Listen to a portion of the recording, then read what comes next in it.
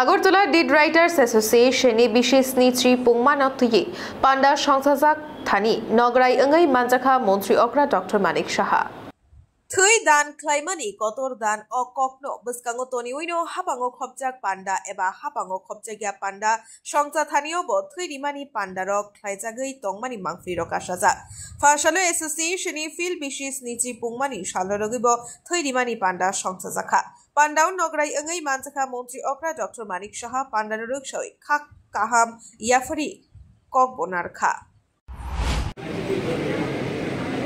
সবাইকে নমস্কার। Did writers association আজকে ৭০তম প্রতিষ্ঠা দিবস উপলক্ষে যেখানে রক্তদান শিবির সেই উপলক্ষে আজকে কোর্ট কমপ্লেক্স চত্বরে আমাদের মাঝে উপস্থিত আছেন শ্রদ্ধেয় কমল বৈষ্ণব মহারাজজি, শ্রী চৈতন্য গৌরীয় মঠ, শ্রী জগন্নাথজিও মন্দিরের উপস্থিত বিকে মমতা বেহেনজি, প্রজাপিতা ব্রহ্মকুমারী ঈশ্বরিয়া ইউনিভার্সিটি রামনগর আগরতলা। আমাদের মাঝে উপস্থিত আছেন শ্রী শ্যামল কুমার দেব, এই ডিড রাইটার্স অ্যাসোসিয়েশনের সম্মানিত সদস্য তথা বিশিষ্ট সমাজসেবী। তাছাড়া এখানে উপস্থিত আছেন শ্রী প্রদীপ Kumar Pal, secretary Agartala did writers অ্যাসোসিয়েশনে। আমি হার্দিক অভিনন্দন ও শুভেচ্ছা জানাচ্ছি। ৭০তম প্রতিষ্ঠা দিবস অর্থ হচ্ছে আপনাদের ৭০ বছর পূর্ণ হয়েছে এই অ্যাসোসিয়েশনে। তো লম্বা সময়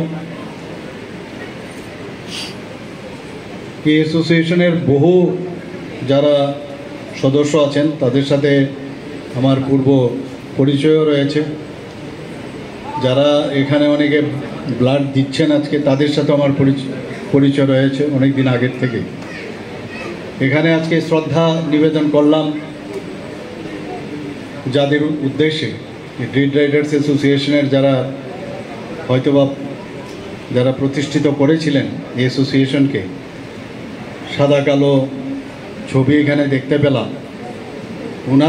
ওনাদের সাথেও অনেকের আমার পরিচয় ছিল, আমাদের ফ্যামিলিরও পরিচয় ছিল। এখন রঙিন ছবিও দেখতে পাচ্ছি এখানে, তাদের সাথেও পরিচয় ছিল টু সাম এক্সটেন্ট। আপনারা এই অ্যাসোসিয়েশনের সাধারণ মানুষের জন্য, আপনারা মানুষের জন্য যে কাজ করছেন এবং এটাও কিন্তু একটা সামাজিক দায়বদ্ধতা আমি মনে করি।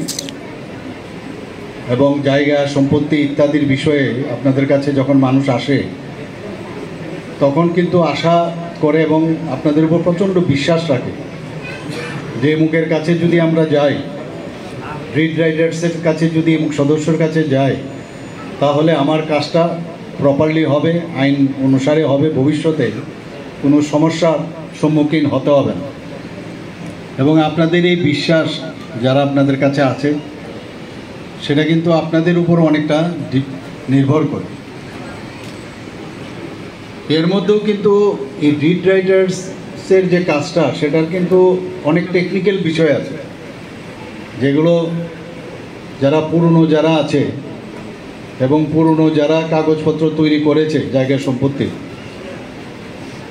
তারা কিন্তু এত সুন্দরভাবে ওনাদের কাজটা করেছে যে এখনও যদি পৃষ্ঠা যদি উল্টানো যায় দেখা যাবে অনেক কিছু শেখার আছে আপনাদের। এত সুন্দরভাবে এত ধারা ইত্যাদি রেখে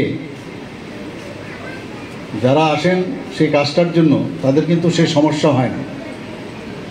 এবং এটার একটা ধারাবাহিকতা এখনও অনেকে সেটা ধরে রেখেছেন।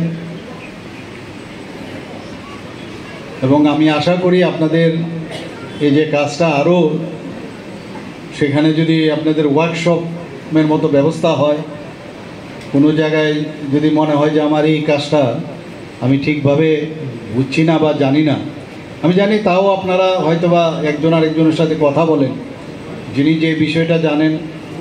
এবং আমি যা জানি অনেকে আছে উত্তরাধিকার সূত্রেও এখানে এই ডিড রাইটার্সে কিন্তু আছে, সেটা একটা বিশেষ বিষয়।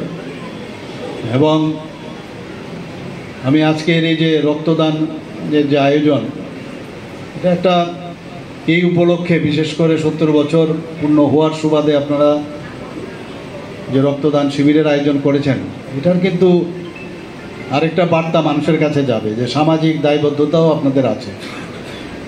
এবং রক্ত আপনারা জানি যে আমাদের শরীরের যে রক্ত, সেটা কিন্তু আমাদের শরীরের ওজনের তুলনায় অনেকটা বেশি থাকে।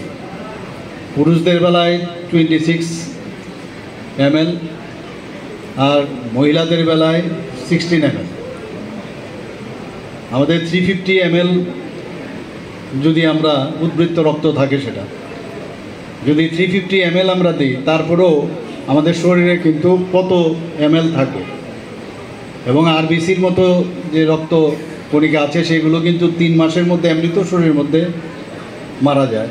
কাজেই যদি আমরা সেটা মুমূর্ষু ব্যক্তির জন্য আমরা যদি দিতে পারি, এবং তাহলে কিন্তু 3 জন লোক বা 4 জন লোকের কিন্তু আপনারা তাদেরকে সাহায্য করছেন মুমূর্ষু ব্যক্তিকে। আমাদের ত্রিপুরাতে রক্ত দেওয়ার ক্ষেত্রে এখানে কিন্তু সারা ভারতবর্ষের মধ্যে একটা উল্লেখযোগ্য স্থানে আমরা আছি, এবং সেই যে ট্রেডিশন সমানে চলছে, এবং আপনারা সেই কাজটা করেছেন।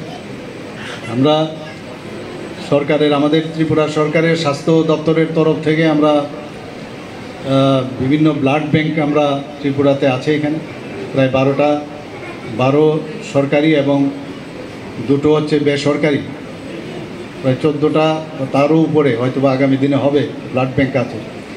কম্পোনেন্ট সেপারেশনেরও ব্যবস্থা আছে, আগে সেই সুবিধাও ছিল না। সেই কম্পোনেন্ট সেপারেশন, আরবিসি, ডাব্লিউবিসি বা প্লেটলেট, প্লাজমা আলাদা করা, সেই বিষয়ও আগে ছিল না। সেগুলো আমরা এখন ত্রিপুরা সরকার আমরা সেই ব্যবস্থা করেছি, এতে করে যেখানে যে কণিকার প্রয়োজন সেটা দেওয়া যায়, বাকি যে কণিকাগুলো আছে বা প্লাজমা, সেটা কিন্তু নষ্ট হয় না। তো এখন সেইভাবে আমরা চেষ্টা করছি যাতে মানুষের কল্যাণে কাজ করা যায়, আর আমরা মানুষের কল্যাণেই কাজ করতে চাই। এবং আমি যে চাহিদা ব্লাড ব্যাংকে, যে 1% পপুলেশনের, আমাদের যদি 40 লক্ষ আমাদের পপুলেশন হয়, সেই তুলনায় 1% যদি হয় তো 40,000 ইউনিট আমাদের রাখতে হবে। সেইভাবে আমরা দেখে গেছি, গত অর্থ বছরে আমাদের প্রায় 40,000-এর উপরে আমাদের রক্ত সংগ্রহ হয়েছে ইউনিট। তো মানুষ কিন্তু এই রক্তদানের মাধ্যমে আরও বেশি, আজকে যারা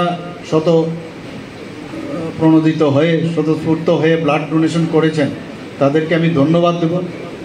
এবং ওনাদেরকে দেখেও যারা এখনও রক্ত দিতে অনাগ্রহী, যারা আগ্রহ প্রকাশ করছেন না, তারাও কিন্তু আহ্বান রাখবো, তারাও যেন আসে। আমাদের মধ্যে যে রক্ত ব্যবহার করা এবং রক্ত নেওয়া, এর মধ্যে এই যে একটা ডিমান্ড অ্যান্ড সাপ্লাই, সেটা যেন সবসময় একটা তার